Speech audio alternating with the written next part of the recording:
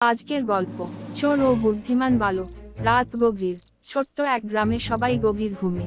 কিন্তু 12 বছরের ছেলেটা রবি জানালার পাশে বসে গল্পের বই পড়ছিল। হঠাৎ সে ফিসফিসানো আওয়াজ শুনল। একটা কালো ছায়া তাদের উঠোনে ঢুকেছে।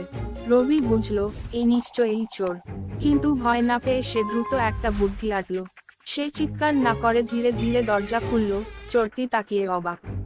রবি মুচকি হেসে বলল, কাকা, এত রাতে এসেছেন, কিছু খেয়ে যাবেন?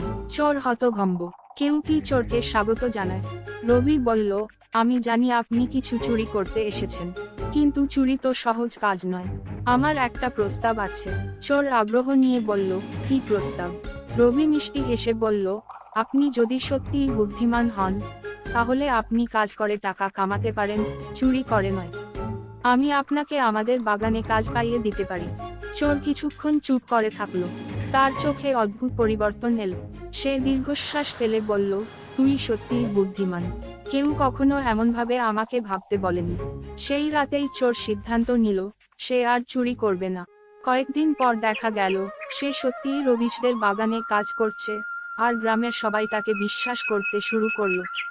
রবি শুধু একটা চোরকে থামায়নি, সে এক ভুল পথের মানুষকে সঠিক পথে ফিরিয়ে এনেছিল, তার বুদ্ধি আর ভালোবাসার জোরে।